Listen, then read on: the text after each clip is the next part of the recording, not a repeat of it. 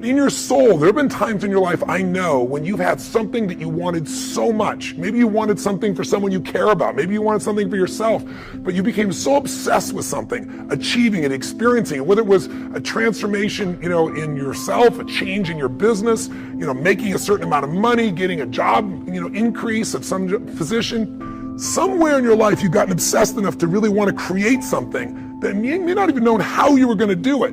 But you just wanted it, desired it, that you started all of a sudden taking action and you got insights. And before you knew it, what used to be just this impossible dream became a reality.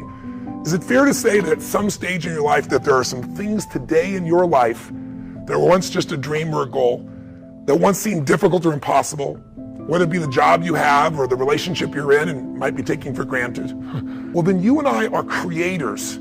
And very often when we get overwhelmed by so many things that we feel out of control by, we start getting into being managers of our life, managing our pain, managing through the situation. You've got to allow yourself to be able to take advantage of uncertainty. You don't have to work on change. Change is automatic. Progress is not. Progress comes when you tell yourself the truth and you're able to feel the uncertainty and take action anyway. The thing that stops us all is fear. It's no surprise. Fear of failure, fear of rejection, fear of the unknown, fear of not looking good. And that fear we could translate into the simple thing of uncertainty. Someone who is incredibly successful, someone who's truly a leader in their life or in their field, the one thing they have in common is they exude this sense of certainty. Great leaders know how to step in the uncertainty and bring the certainty to the situation. I think that's why Paul said you've got to learn how to walk by faith and not by sight. That once you begin to trust yourself and your ideas and your instincts, life takes on a whole new meaning, because now I want you to do that feeling that you are led. Just feel, I am led. Ladies and gentlemen, don't give your power away. You don't need anybody to approve your dream. It was given to you. If they can't see it, it's because it wasn't given to them.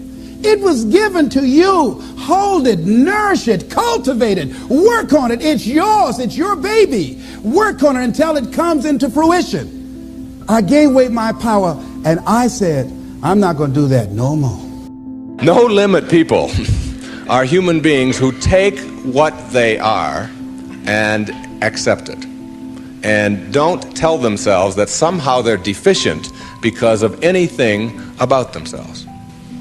This is a very crucial concept for me and for virtually all of us. It's this idea of taking your life in your own hands and being the kind of person that you choose to be, and understanding that everything that comes your way is an opportunity, is a blessing. And it wasn't until I learned how to celebrate virtually everything that came my way that I was able to transcend it. Everything else that you have on our planet, that we have on our planet, comes about as a result of thinking. Thought makes it so. All right? Everything that you see that wasn't given to us was created by man as a result of the way that we think. So what gets inside of us as a cell comes about as a result of the way that we choose to think in our lives. Very important principle to understand, because once you get a hold of thinking, and that it creates everything that you have in your life, you can change and make it as absolutely perfect as you want it to be, because thought makes it so.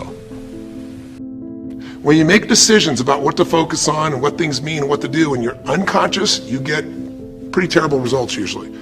Now, we've all done this. I do it still. We all do. But if you want to change your results, you got to become more conscious in your decision making. So think about it. What you focus on, you will feel. Whether it's true or not. You focus on how people don't care, you're going to feel they don't care. Second decision you make is, what do things mean? So you focus on something someone does and you come up with a meaning, and the meaning is, no one loves me. The meaning is, they're trying to take advantage of me. Depending on what meaning you come up with, and you get to choose the meaning of anything.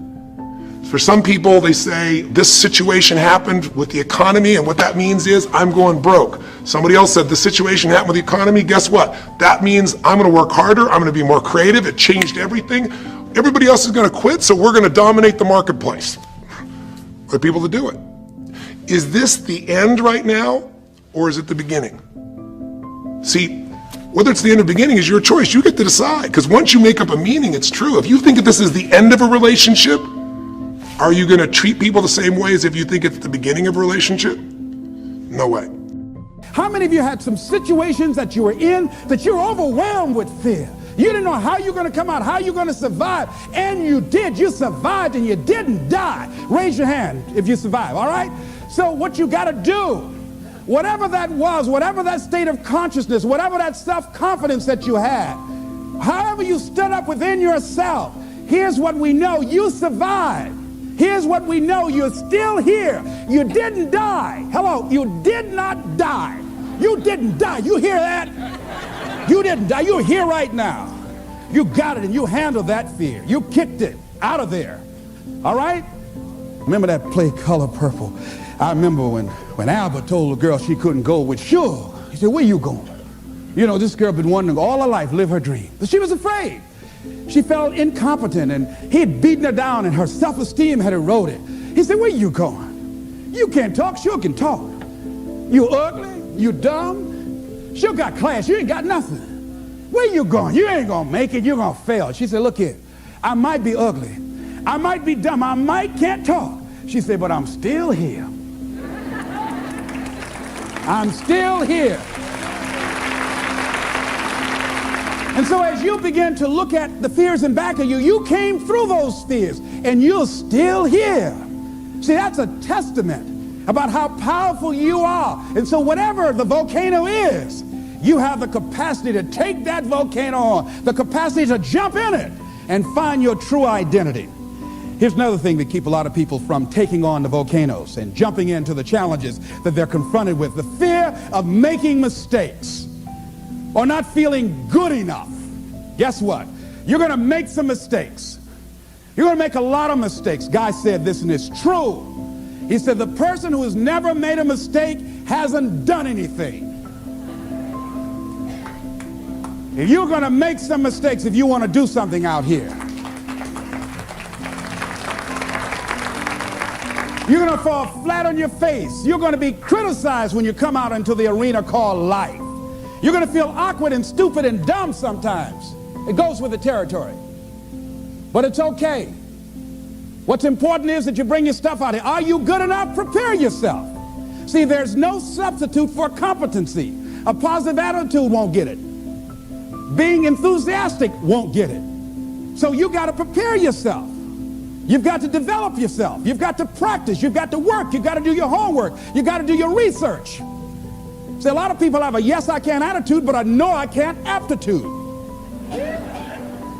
And competency builds confidence. And confidence feeds into competency. See, the better you become, the more confident you feel, and the more confident you feel, the better you want to become. You realize that you have no ceiling, that you can better whatever you've done so far. You can go beyond that. You don't become cocky and arrogant, feeling that you've already arrived, as most people have. And that's why they've settled for less than what they rightly deserve in life. Because they feel they have arrived, and they say, well, I can rest now. I can rest on my laurels now. I've made it.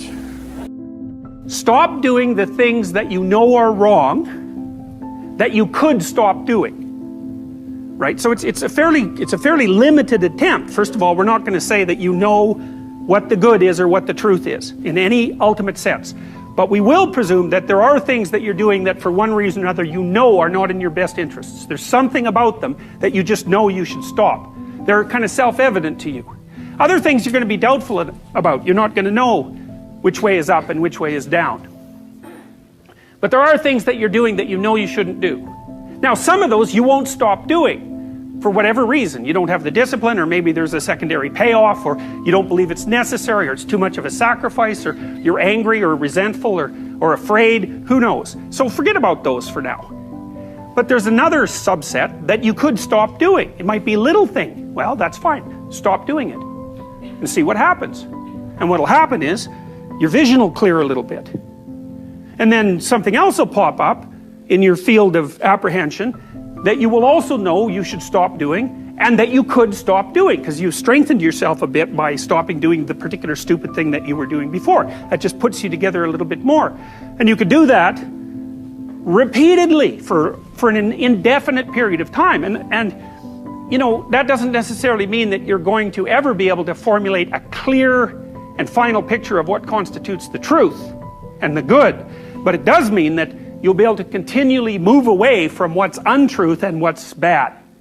And, you know, that's not a bad start. Live purposefully. In order to achieve your dreams and be the person you want to be, you will have to start paying attention to your actions. Ask yourself, is what I'm doing going to lead me to where I want to be in life? If you find yourself constantly bored, daydreaming about the future or past, or counting down the minutes until the day ends, it is probably because you feel disconnected from what you're doing. Cherish your time. Try to spend your free time doing things that you enjoy doing, rather than wasting time. For example, rather than spending your weekends watching television, spend them partaking in your hobbies or spending time with loved ones and new friends. Measure your productivity by engagement, not achievement. Not everything you do has to be productive in the conventional sense, but activities should be engaging and enjoyable. Keep in mind that it is perfectly fine to spend some time doing nothing and just being lazy each day. This can actually help with your imagination and self-awareness. Strive for a balance between doing things you want to do and allowing yourself to just be.